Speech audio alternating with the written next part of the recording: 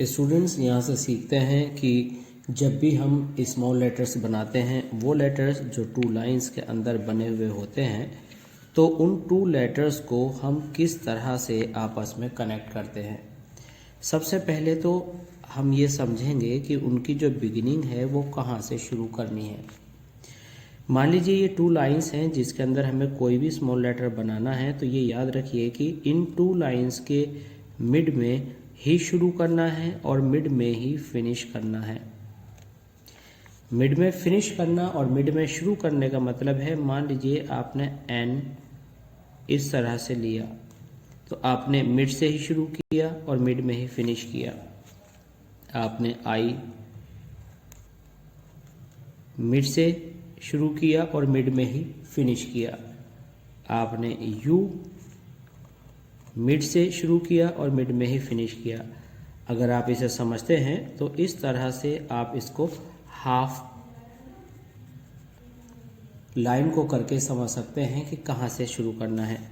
देखिए यहाँ पर हमने किसी तरह का कोई भी पॉइंट नहीं लगाया है, तो यहाँ पर हमने कोई पॉइंट नहीं लगाया है। तो अब हम यहाँ पर जो two line based small letters हैं, देखिए उसका फॉर्मेशन कैसे करते हैं।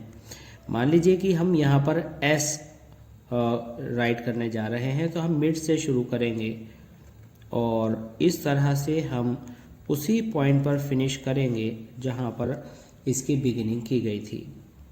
हालांकि जो लाइन हमने बनाई है, इस लाइन का कोई औचित्य नहीं है। There is no reason for creating this line, this is just to begin and end the letter.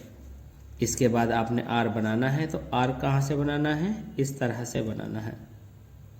तो इस तरह से हम जहाँ से बिगिन करते हैं उसी पॉइंट पर छोड़ते हैं। उसका रीज़न क्या है कि जब आप अगले लेटर को जोड़ते हैं तो उसी तरह से, और फिर जब आप दोबारा जोड़ते हैं तो फिर उसी तरह से बनाकर छोड़ते हैं।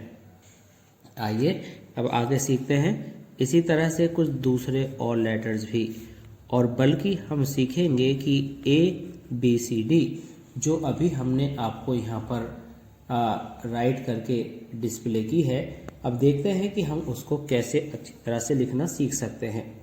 मान लीजिए आप ए लिखने जा रहे हैं और किसी भी क्लास के स्टूडेंट्स इसको अच्छे से सीख सकते हैं।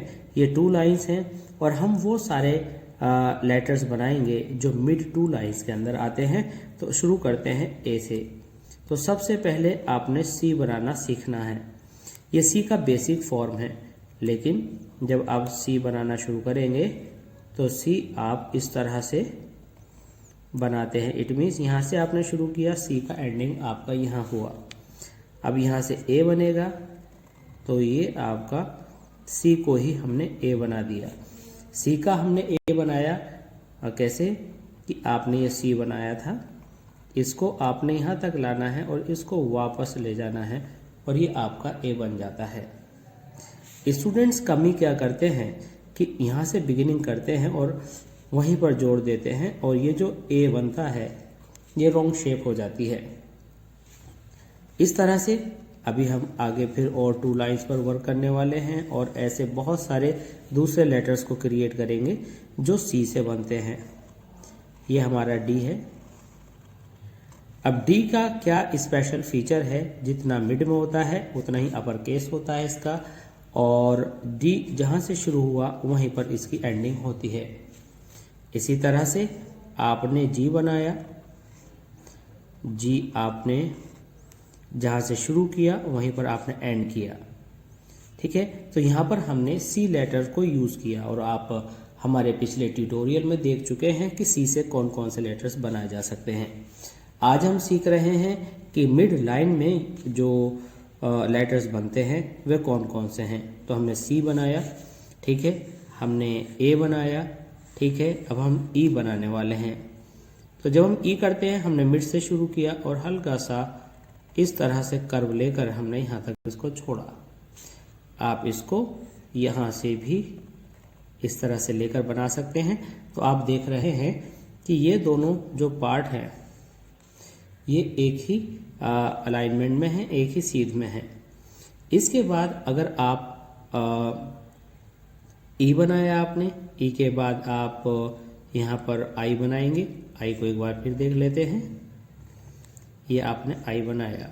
जब आप ओ बनाएंगे तो आप इसी तरह से मिड से ये पोर्शन नीचे झुकाएंगे और ऐसे उसी पॉइंट पर एंड करेंगे जहाँ से आपने इसको शुरू किया था। यहाँ पर हम कुछ और लाइंस क्रिएट करते हैं और इनमें अब बनाते हैं दूसरे कुछ और लेटर्स। मान लीजिए हमें यू बनाना है, तो ये जो जब हम इस तरह के स्ट्रोक को नीचे की तरफ लाते हैं तो यहाँ पर थोड़ा थिक हमें करना होता है। तो यू हमने कहाँ तक लिया, जहाँ से बिगिन किया था वहीं पर हमने एंड किया। इसके बाद जब हम वी बनाते हैं तो वी को भी हम जहाँ पर हमने बिगिन किया उस पर हमने आगे एंड किया। डब्ल्यू जो हम बनाएंगे आप देखेंगे कि वहीं पर एंडिंग आएगी जहाँ पर हमने बिगिनिंग की थी। तो ये हमारी टू लाइन का जो फंक्शन है ये हमें अच्छे से सीख लेना चाहिए। अब इसी तरह से हमारे टू लाइन्स में बनने वाले कुछ दूसरे और भी लेटर्स हैं, जैसे एक्स है। तो एक्स कैसे बनाया आपने मिड से शुरू किया और इस तरह से आप एक डायरेक्ट हाफ सर्कल न ला करके थोड़ा तिरछा लेकर आए, इसी के ऊपर आप वापस लौट गए। फिर इससे आपने ये बनाया और आप देखेंगे कि हाफ पर आप इसको ले आए। ठीक है, तो अब इसके बाद आर आता है। आर का जो बिगिनिंग होता है वो इन टू लाइंस के मिड से होता है और वापस टू लाइन के मिड पर ही वह फिनिश होता है। अब एस में क्या करना है, एस के अंदर आप देखेंगे कि हमने मिड से शुरू किया और मिड पर ही फिनिश। अब हमारे जो फॉल्ट्स हैं वो फॉल्ट्स क्या हैं, ये हम आपको बिना लाइन के बता रहे हैं कि एस का जो ये ऊपर का पोर्शन है ये हमेशा बहुत ही पॉइंटेड होता है। इस तरह से एस नहीं बनाया जाता। अब इसकी ड्रिल आप कैसे करेंगे, इसकी ड्रिल जब आप करेंगे तो आपको पहले लाइंस में ही लिखना है ताकि आपकी प्रैक्टिस अच्छे से हो जाए। तो आप क्या करेंगे, मान लीजिए कि आप ए की प्रैक्टिस कर रहे हैं तो आपके जो साइज, शेप और एंगल की बात कही गई थी वो आपके सारे लेटर्स एक जैसे आने चाहिए।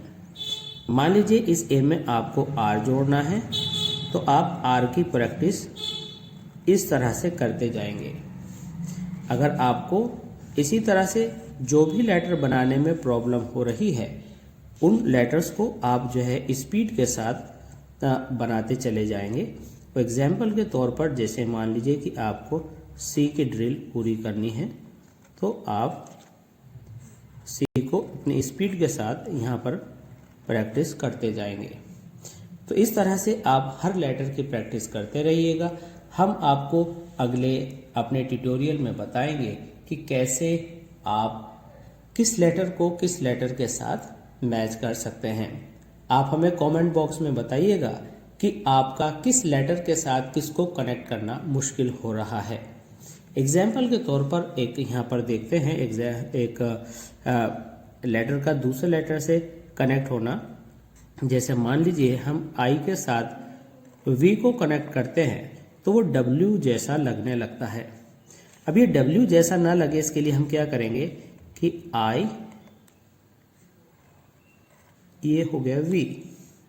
तो अब आप देखेंगे ये जो बीच का शेप आया ये आई और वी को डिफरेंशिएट करेगा। तो आई आधे से ज़्यादा ऊपर चला गया, ये जो वी है ये वी ये डब्ल्यू क्रिएट कर दिया इसने।